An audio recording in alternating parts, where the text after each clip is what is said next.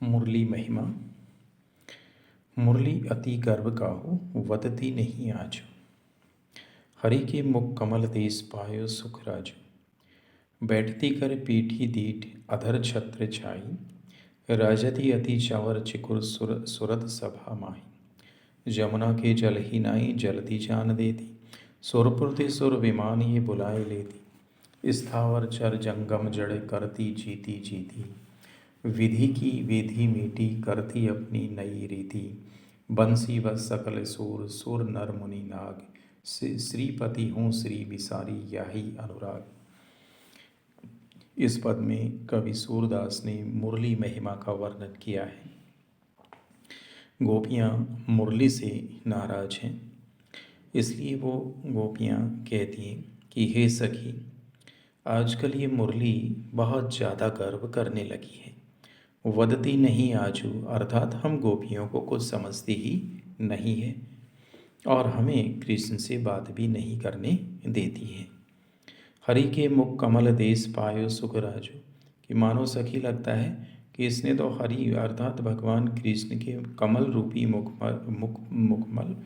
पर अपना पूर्ण सुख का राज्य स्थापित कर लिया है। इसलिए एक पल के लिए भी ये हरि के मुख से, कृष्ण के मुख से अपने आप को अलग नहीं करती है। बैठती कर पीठी दीठ, अर्थात ये बैठती कर पीठी दीठ अर्थात ये हमेशा पीठ देकर बैठती है। अधर छत्र छाई, और भगवान कृष्ण के अधरों पर इसने एक छत्र राज्य कर लिया है। राजति अति चावर चिकुर सुरत सभा माही, और जब भगवान कृष्ण सभा में बैठते हैं तो ये निरंतर ये इसके ऊपर चावर ढोलता रहता है। जमुना के जल नाही जल्दी जान देती, अर्थात अब तो ये यमुना के किनारे भी नहीं जाने देती। जमुना के जल ही नाही, अर्थात जमुना का जल भी जब ये मुरली बजती है तो स्थिर हो जाता है। जल्दी जान नहीं देती, अर्थात वह सागर की ओर आगे नहीं जाने देती है। सुरपुर ते सुर विमान ये बुलाए लेती, अर्थात जब ये कृष्ण बजाते हैं तो देवलोक से देवताओं के विमानों को भी ये पृथ्वी पर बुला लेती है। अर्थात स्थायी चर जंगम जड़ करती जीती, अर्थात संपूर्ण संसार को इस मुरली ने जड़ बनाकर रख दिया है। विधि की विधि मेटी, अर्थात विधाता के जो नियम थे उन नियमों को भी इस मुरली ने मेट दिया है, तोड़ दिया है। करती अपनी नई रीति, अर्थात अब तो ये अपनी ही नई नई परंपराओं को स्थापित करने लगी, अर्थात मुरली बहुत ज़्यादा मनमानी करने लगी है। बंसी बस सकल सूर सर नर मुन्नाग, अर्थात इस बंसी के, इस मुरली के अधीन सारा संसार हो गया है। देवता, नर, मुनि और नाग सभी इस मुरली के अधीन हो गए हैं।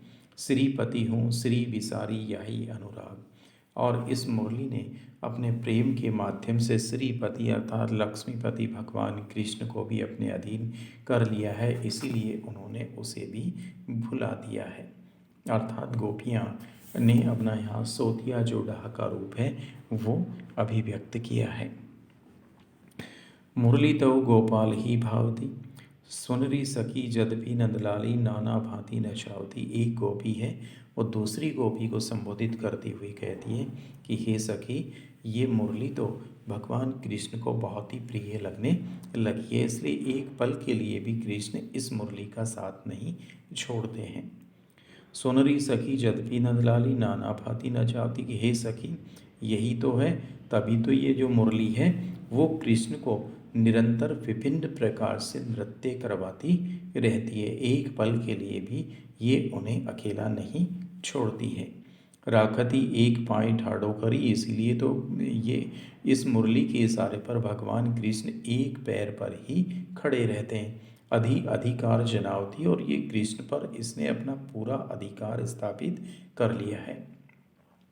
कोमल तन आज्ञा करवावती कटी टेढ़ो है वह आवती, अर्थात कृष्ण का जो कोमल शरीर है वह इस मुरली के इशारों पर निरंतर इसकी आज्ञा का पालन करता है, और इसीलिए तो भगवान कृष्ण की कमर भी मानो टेढ़ी हो गई, अर्थात कमर को भी इसने टेढ़ा कर दिया है।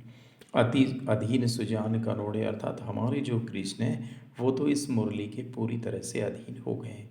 गिरधरी नार नवावती, अर्थात जो गोवर्धन पर्वत को उठाने वाला जो कृष्ण है, उसकी गर्दन को भी इस मुरली ने झुकने के लिए, टेढ़ा करने के लिए विवश कर दिया है। आपन पोड़ी अधर सज्जा पर पल्लव पलटावती, की खुद ये जो मुरली है ये कृष्ण के अधरों की सज्जा है, उस पर सुशोभित है। और कृष्ण इसके जो पैर हैं उन अपने हाथों से पैरों को दबाते, इसके पैरों को दबाते रहते हैं, अर्थात इसकी सेवा शुश्रूषा करते रहते हैं। भ्रकुटी कुटिल नैन नासापुट हम पर कोप करावती, और जब ये कृष्ण इस मुरली को बजाते हैं तो अपनी जो भौहें हैं उनको कुटिल कर लेते हैं। नैन नासापुट, और उनके उस समय जो नेत्र हैं, उनके जो होंठ हैं, उनको देखकर ऐसे लगता है जैसे ये मुरली कृष्ण से हम पर क्रोध करवा रही है। सूर प्रसन्न जानी एको चिन धरते शीस डुलावती, और सूरदास प्रसन्न होकर कहते हैं कि इस मुरली ने तो कृष्ण के सिर को एक धरते शीस डुलावती, अर्थात अपने इशारे पर ही कृष्ण के सिर को झुकने के लिए विवश कर दिया है।